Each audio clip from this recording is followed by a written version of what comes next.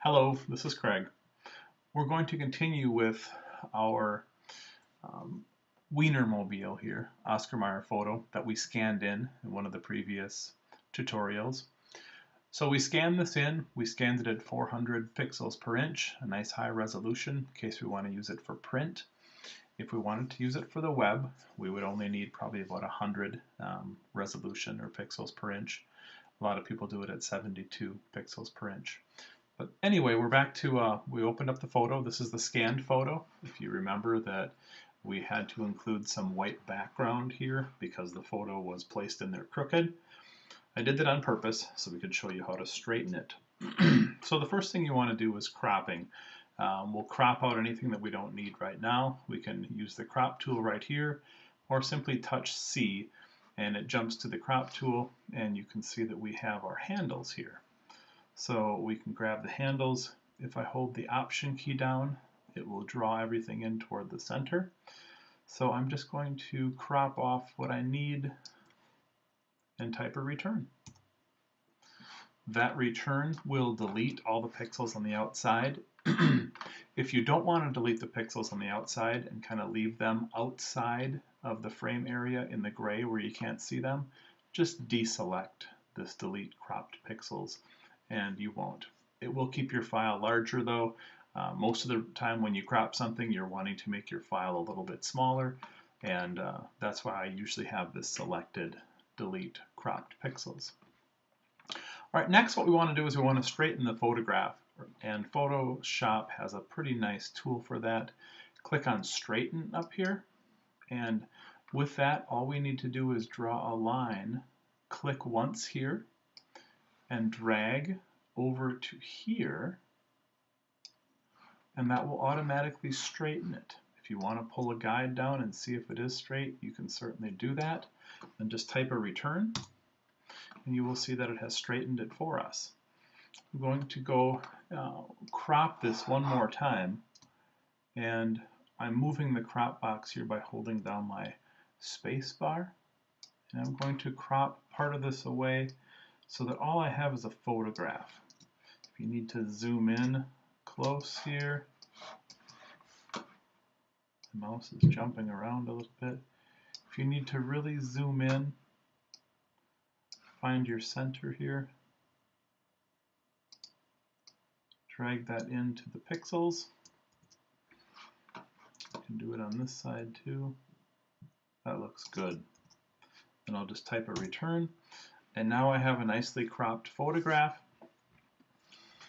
and it's ready to work, or I'm ready to work with it.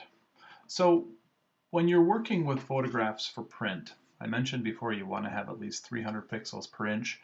I like to scan in at 400 pixels per inch because there may be a time when I want to enlarge this. So how do we know what size this is? Well, we'll go into the image size, and that is simply Option Command I, and to find that in your drop-down menu here, we go to Image, Image Size, and you will see that this is 400 pixels per inch. That's our resolution, and it is 2386 pixels. For print, that doesn't tell you too much, so we can go in here to inches, and it will tell us that right now at 400 pixels per inch, this is about 6 inches wide. If you're going to use that for a brochure, maybe a page in a magazine, that's probably going to be okay. I want a little bit wider, maybe 8 inches for a magazine, but this will give us enough resolution. If I wanted to alter the resolution of this, maybe I wanted to make it just a little bit larger, I could always deselect this, choose 300 here, and that would give me a little more resolution, so I'm able to enlarge it, but I don't want this to go below 300. So now at 300, that would give me about the 8-inch width that I would need if I wanted to stretch this across the page of a magazine. So we'll click OK, and you see that that has changed it now, enlarged it to 8 inches. It's also decreased the resolution from where we started when we scanned at 400 pixels per inch to 300, but that's okay because that still gives us plenty of resolution for print. We can also adjust the canvas size.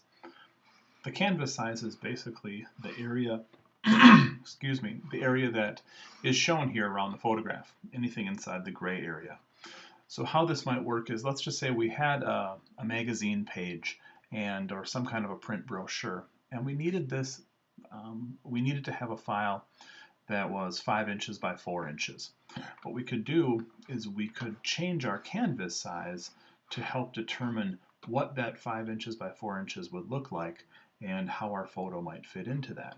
So what I'll do is, over here in the layers palette, I will first unlock that, and so it's not a background layer, and then I will go to image, canvas size, and you can also use option command C, your quick key for that.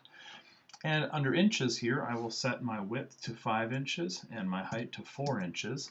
That is the 5 inch by 4 inch block that I hypothetically have in my brochure or my page layout. I'll click OK. It's going to tell you that it will clip, but here it won't clip the actual photograph. The photograph is still behind it. So now what I can do is I can look and see how my 5 inch by 4 inch area accepts the photograph, and I'm kind of cropping it myself to put it in here. I do this quite a bit when I do layouts for web.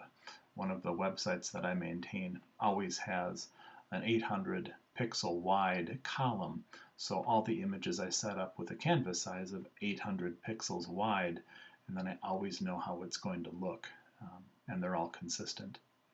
So I set this up, and that's how I work with the adjust the canvas size. Next, we want to look at the quality of the photograph, lights and darks, and you can see it was kind of an overcast day when I shot this. So what I'm going to do is I'm going to set up a curves adjustment layer. What that allows you to do is adjust kind of the lights and the darks and the middle tones, but not affecting the original photograph. So if I go to the little circle, looks like a black and white cookie here, and I go up to a curves, or go up two curves, this will set an adjustment layer. If you look at my layers palette right here, above that photo, it has the entire photo area selected because it's all white, and it has a curves adjustment layer. So I can turn this on and off. In Photoshop, we call this non-destructive because the original photograph stays the same. Anything that I change will go onto this curves adjustment layer. So now when we look at the adjustment layer, I have kind of this curve here, and this is the lights up here, this is the darks down here. I have some unused value here in the photograph. If I pull this over, it will reset the white and brighten it just a little bit. If I pull it too far, it looks pretty ugly. If I set it all the way back to the beginning, that lets us go back to where we started. So I'm going to go into this and I'm going to set the white point. What that allows you to do is say the whites that I have in here could be a little bit brighter. So I'm going to click on the little eyedropper tool here. It has the white point. I'm going to find one of the lightest areas in here. I'll find this point right on the shirt here. And when I click, it will adjust that. And basically what it does is it says the lightest white point on here is now the new starting point for all whites, and everything else lightens in its place. So if I don't like that, I can go back. I just Command Z that, and I'll click up here. That seems to be a little bit better. This isn't quite as bright of a white, it's more of a gray. So that sets the white point for me. Cleaned it up a little bit. Now if I think some of these areas in here are too dark, I can always go up here and I can adjust my curve just a little bit. If I pull up in the middle, it'll lighten all the middle tones. You see I'm seeing a little bit more in the shadows. I can set a white point here just by clicking, set another one here, pull the whites back down. You can see this is turning it into a flatter image with not a lot of contrast. Looks kind of like something from the 1970s, which is kind of cool, I guess, if you wanted to have that as a style. So I'm going to just play around with this, and there really is no right or wrong way to edit a photograph. One thing I always tell my students is that there isn't a lot of magic to Photoshop. Some people think you can come in and click a few buttons and your photograph looks perfect.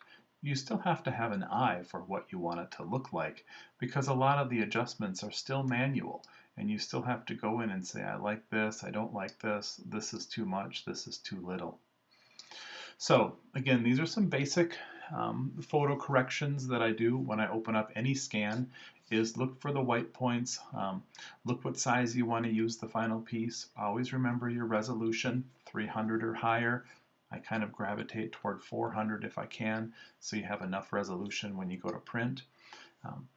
Adjust the curves, adjust the white balance, and adjust it so that it looks good. I hope this helps. Thank you.